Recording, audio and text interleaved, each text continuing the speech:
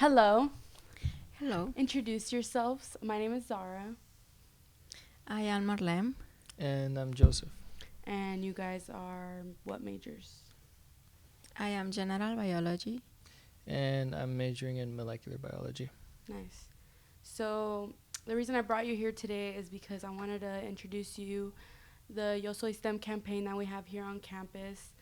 It aims to celebrate diversity of STEM majors and inspire and inform our college community here on campus. And our framework is based on Yo Soy's capitals, which is a cultural model that highlights strengths in certain areas such as familial, social, aspirational, linguistics, navigational, and resistance. So I'm going to go through each one of these and see how you guys present these and how we can enrich other students into also finding that within themselves and bringing it out to continue their studies and help them feel more included on campus, that they're not alone. Students aren't alone here on campus. And I'm so sorry. bless you. Bless you. And we have support here on campus. So I'm gonna start asking with, how do you identify yourself? Like, what's your ethnicity, your race? What do you think about Bless yourself you. as a Thank person? you. I'm sorry. I identify as a Mexican. I identify as a Mexican American. Okay. So I'm gonna get into these capitals and deeper. We're gonna start with familial capital. How has being a Mexican American and having Mexican American family members, how have they reacted towards your goals and what you're pursuing here on campus, molecular bio or just regular bio? Well, usually when I go visit my family in Mexico, and I talk about my career, they get surprised because they're like, "Whoa, molecular biology? That sounds so complicated." But You're so smart. to me, yeah, no, but to me, I really love biology, and I love I have this passion to find out how things work, you know, and I just love to see how we all came from in a biological sense. And I hear my family, and they're like, "You're so smart," but I'm thinking to myself, it's just something that I love to do, and I want to try out for myself, you know, and I want to remove the pressure that family puts on you, you know, that stereotype where, hey, you're the oldest in the house, provide money for the house, you know. I want to remove that stereotype off of myself because when a boat is sinking, before you save others, you have to be able to reach dry land yourself. So that's why I have a goal to. And where do you So- think you get this passion from? What about you? My passion to be study biology is because I love environment and animals, plants, and it's something that I want to continue studying and make a change to help other people, to help the planet, to do research, and to be looking how to decrease pollution on the world. This is why I am studying biology. My family support me. They are always saying that I can do it, that I am smart. Everything that I need, my family is for me. Something that I would like to say about the career in Mexico is that I would like that more people like science and like biology, because it is a big difference if you came to the US and if you study in Mexico. In the US, science is so important and you have money and you have resources to do. However, Mexico doesn't have everything that the US has. Um, if you see science in there, it is low. It is an stereotype more for men than for women. And if you say that you are studying science, is because for women, for example, because you looks different than other people, and maybe you are only smart. And I don't think so. I think all women's doesn't matter how they look, they can be smart and they can be studying science. So it's something that I would like that change in Latin perspective.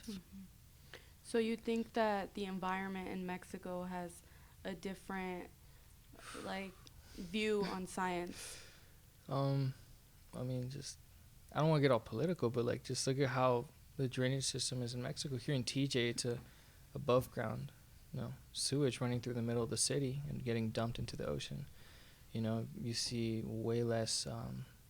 For example, I have family that lives in Ensenada, and you see them there in the city having to wait hours, sometimes days, for water to come in because the government shuts it off or because there's a lack of resources for that water. And just that shows you if they have lack of infrastructure or support for their people, why are they going to focus on the environment?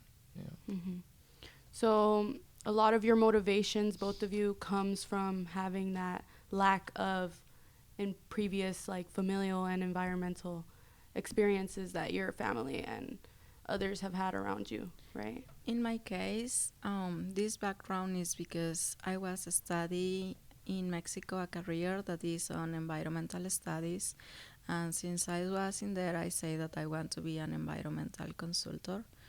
And when I came at the US, I choose to continue with that path. But also, I think it's something on the background that when you go to another countries like Mexico, you can see the difference between water, oceans, the streets, houses in general. It is a remarkable difference between how the US is clean and try to keep the environment as a difference in Mexico that sometimes is not the same way that they see the environment because they have other kind of necessities like fears they want to eat. So that is the first necessity on Mexico. So fears, I want to give food to my house table, and maybe the environment or science or rights or other kind of things is after that. So it's part of the culture. Yeah, that's very very beautiful that you take that and you notice it and you want to make a difference, because a lot of people just see something and they just that's how it is, oh well. But your motivation comes from like what your family has shown you in Mexico and that environment that you were surrounded by, and you want to make a difference. And I think that's very beautiful that you have that structure that you grew up with, pretty much seeing that, and you want to make a change. So that brings me to how your family has shaped that view for you, in your opinion. How do you think your family has shaped that view for you? My family shape my identity. They shape my personality in part when they say if I am doing well, how I am doing. And also when they help me to be studying, teaching me things that are valuable to me, like helping others, like keeping the resources, even religion. So that is part of me too, and it's something that my family shapes for me. What about you, Joseph? Well, my family really did shape me as well because, I spent a couple of years living in Ensenada, going to school there. I was raised by my grandparents for a little bit. My parents, they were very busy at the time because they were working on their careers themselves, My mother is an Mexican American as well. My father, he married my mother and he was able to get residency here as well. But at the end of the day, they both immigrated. They both had to work hard. So there's a certain period of time where there's like a little bit of an absence from my parents, but not too much, like getting dropped off or picked up from school. That was an issue when I was in primary school. Maybe getting home and then my parents are still working, they're working night and day. They're working hard for their career. And then there's this point in time where they advanced in their own career and they were able to support me, my sisters, and the rest of my nuclear family, my grandmother, my cousins, my uncles, my aunts. And I think just the family dynamic that I had growing up really helped me because although my family presented to be very busy, they were still doing it for a reason to help, the next generation grow. And even after that happened, we were still close together. Even though they work long hours, we still would bond, My dad, he taught me how to be like, he taught me how to be a passive person, not to be aggressive. Like there's no reason to get angry over small things. I have 3 sisters, you know, so there'd be a lot of bickering at the house, and I'd be the only boy.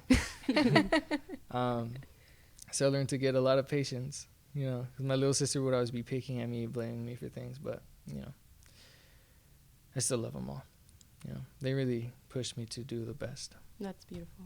I love that. And how do you think that your family has shaped your social capital, like working with your peers in class or coworkers at work or just professors in general, socializing with them?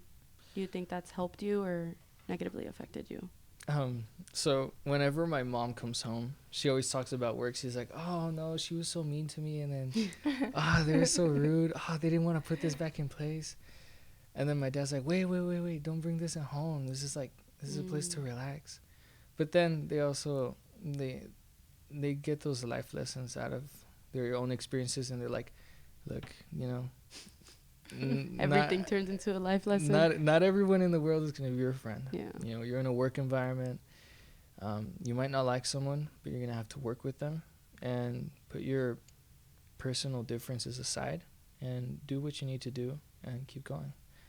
And that's pretty much what I've learned. Like one of the main things that I've learned that involves like the social aspect in the workplace from my parents. And it's very valuable to learn that early on because it helps a lot of conflicts be passed over because everybody has their own way of thinking, and it's better to just let it go sometimes. Ride the wave. And have either of you ever experienced challenges like connecting with professors or having to communicate for yourself in classes? Yeah, so for me, sometimes it's hard to communicate because English is my second language, so pronunciation is not the same. And sometimes it's like, "What did you say?" Or, "May you please repeat one more time?" And then I am trying to say, but sometimes it's like, "No, I don't get it. Explain to me." And it's hard for me, but I think they are really nice, and so yeah, they try to explain and to say like, "Okay, so this is the way that you should do." Even if I was studying here all English as a second language in college, even now when I am in classes, sometimes it's like, "What this word means?" Or I ask like on the exam or in some activities like, "Professor, may you please explain what this word is?" Or to my classmates like, "Joseph, what is this?" Yeah, so I think this language is a barrier for me, but it's something that I can work, and it's something that I can do it. So your linguistic capital is lacking a little bit because of you feel like you don't know how to communicate as good as other people in the college, like other students? Yeah, I feel I have a lack on that because other students are speaking like natural and fast, and they are really good on that. And I speak slow and I speak with accent, and so I can see a difference in that. So yeah, I have a lack. So do you ever feel pressure to like have to know a certain way or speak a certain way when you're in these classes, or is it just like okay for you? Yeah, sometimes when I am doing presentations, I feel the pressure to speak English well because I want to everyone understand what I am saying, and if I say a pronunciation different, maybe it can mean another thing. So I feel the pressure to be speaking English fine. So how do you get over that like feeling of being scared and not knowing like certain words? Well, I read the presentation. I ask to classmates if they can help me, to my family too. I memorize the presentation and I just take a breath and say, "Just do it." That's it. So even though your linguistic capital is a little lacking, you bring it up with your social capital because you are able to connect with others and help yourself pretty much learn this and move on. Even though it's hard for you, you can perceive. You could keep going. I think that is one of my strengths. Is one of my capital's strengths because I am a positive person, and even if I have a lack on my English language, is saying continue doing, you will do, and yeah, until the end. So until it ends is when you stop. So this is more of your aspirations, like your aspirational capital, like perceives over that, and it brings you to keep going even though you feel stuck sometimes, and it inspires you. Yeah, when I feel stuck, I feel bad, sad, but then I say I keep going and I go to places that they can help me and I continue. What in your head is telling you to continue, to keep going? What makes you want to keep going? Well, I have different reasons. Um, One of my reasons is my son. He is a blessing on my life. He's my blessing, and I love him. So when I was working full time and study full time, it was really hard. So I arrived home and I arrived tired to do homework, to cook, and to with all of these problems in mind and with all of these things. And he just asked me, "Mommy, may we play?" and and that was something that for me was my motivation because I say, okay, so this is my time for my son, and I will be playing with you. And when I have time, I will be doing all other things. So that is my motivation. I love that. Thank you. And that also brings in like your familial capital with your son Yeah. being there for you and supporting you even though he doesn't know that he's doing it. He's just there and you can feel that it makes you want to keep going. Yeah. And I feel like a lot of people lack that that that drive to keep pushing because they may not have somebody waiting for them or hoping for them. Like, what about you, Joseph? Who's waiting for you? Who's hoping for you, supporting you in the background? Well, my family is a really big aspect of that, you know. Although it's like, you know how I mentioned earlier where my family wasn't too present in my early childhood. Now it's the opposite where I'm not too present at home because I'm doing school, you know. From the beginning, I started with around like 20 credits or so. Freshman year, I didn't know it was going to be that bad. It was horrible. But from morning, the moment I wake up, I commute all the way to school. I have school all day. I get home late at night. I do homework. I go to sleep. And then that cycle just repeats. Even though I'm not that very present for my family, I try my best to be there, even when I'm there. But regardless of that, they still support me. They're like, "Hey, son, how you doing? How was your day today? Oh, what'd you do in lab today? That sounds really cool." You know, like it's just it's really great to have parents to support you. You know, because I know some people don't have their family nearby. You know, some people are, you know, Alone. coming from different places, from further places to come to college, and they're alone. My sister's going to Santa Cruz.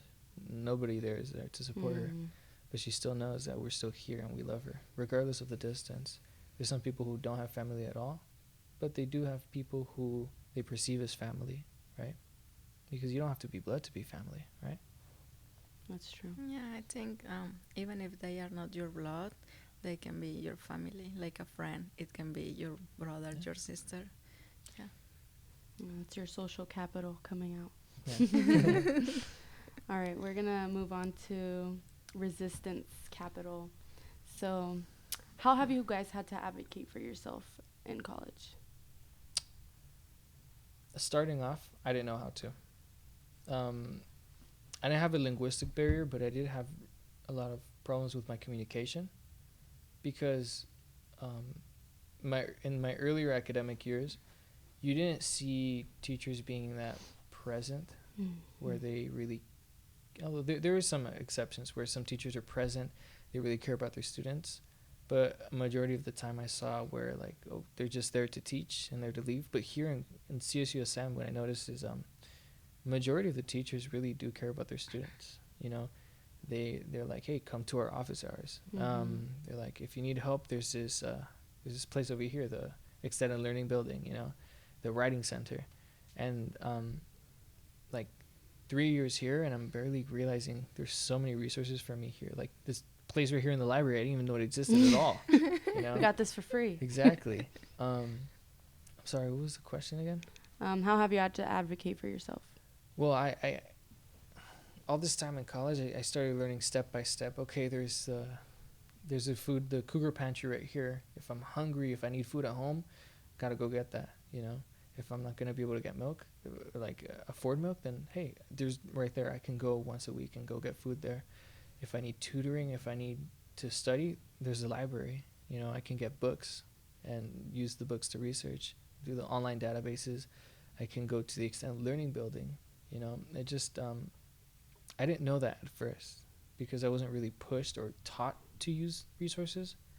I was just told they were there. But I think that's how I learned to advocate for myself. My older sister did guide me as well. She's a doctor in Mexico, you know, so I'm really proud so of her. Proud That's of cool. her. And she got her psychology bachelor's degree here at SDSU, and she became a counselor, right? But for a little while. And she really used that experience that she had. She was teaching me, hey, look, you got to do this, you got to do that, you got to do this. Look, you got some resources there, go get them. Use them. Don't be holding up on that. Mm-hmm. You know, but Yeah, I feel like that's a lot of people's issue is that they know that there's resources. They just don't know how to take themselves to do it for themselves because we're not they used have to a it. hard time. Yeah, we grow up, we're like, oh, somebody does it for me. Your parents sometimes, or you just don't know you how just to don't do know it. how to do it Yeah. because you weren't taught. So I feel like having to advocate for yourself is something you have to learn your first semester of college in order to perceive, or else you're gonna stay behind. And it's hard because growing up in my family, you know, it's really hard to ask for things because you kind of feel bad about asking for it. You know, it's like I don't know how to explain it, but it's I feel bad about taking things, you know, because I feel like I'm taking them and I really don't deserve to take them. But those resources are there because For you. and you deserve to take the resources that you need, you know. But growing up in a culture where like, hey, you gotta work for yourself, work for your family. You can't get handouts. You can't get handouts, you know. Although you do get hand-me-down clothes, you know. But it's sometimes it's hard as a Mexican American to like the resources are there. We have strong cultural standards to keep us doing the same thing we've been doing for generations. But now we've tried to make a difference and do something new and change our generational curses that we may put on ourselves. But can you say that having these experiences, have they changed you as a person to continue your goals and strengthen your like love for science or love for learning? You know, I'm just gonna say this, that every experience, whether it's good or bad, it's gonna shape you in some way or form. You know, I've been through a lot of, you know, bad things, but I've also been through a lot of good things. You know, I'm not gonna let the bad things strike me down. I'm gonna learn from them. And though at times things can get challenging, you still have to know that it's just an obstacle. Why? Because I want to grow for myself. I want to be who I want to be, you know. As a kid, I used to be like, hey, I want to be a doctor just like some people in my family, you know. But then I'm like, ooh, I'm in the U.S. And I'm like, ooh, okay, I have to do prereqs here. I have to go to med school. Whoa, $200,000 tuition for med. No, And the time. the time. Yeah, it's and too much time. I wanna enjoy myself. I wanna enjoy doing what I love. Like I would have loved medicine, but And medicine's not for everybody. Not You're for gonna everyone. find your love in whatever you whatever are it interested is, in. yeah. But every experience that I've had really has pushed me to become who I am now, And I'm still growing even from this experience right here. It's my first time doing this ever. But, overall, you just gain experience, and from there you learn, you know. And there's this one thing that my dad always told me. This is really stuck to me. He said that everything in life has a solution. Everything there is.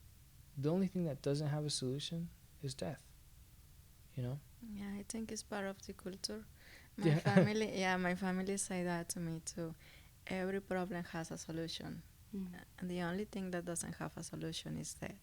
So I think that is a common phrase on Mexicans. It sounds very dark, but it's true. the But truth. it's true. Yeah. Yeah. I mean, whatever gets you to where you gotta be, I feel like you gotta keep that pattern going in order to keep going, because anything can hold you back. Anything. It could be money. It could be. It can be everything. Yeah. But you still gotta find a way. You find a way. You're lacking money. You can probably. I did a part-time.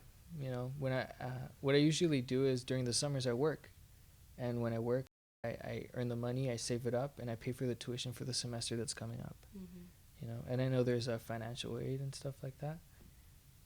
What about you? What do you think your experiences have? How have they shaped your path? Well, To continue. I think I get mature from my bad experience because I learn from my mistakes, and if I was down, I say, okay, maybe I can be down 1 or 2 or 3 days, but it's enough. At the next day, you just stand up and continue. Yeah, you are not going to be like that, forever. So I think my experience shaped me to be who I am now. Teach me to learn from there and to continue. So are you guys going to pursue anything after college? Do you want to? Is it an idea? Oh, I would 100%. sorry. Go ahead.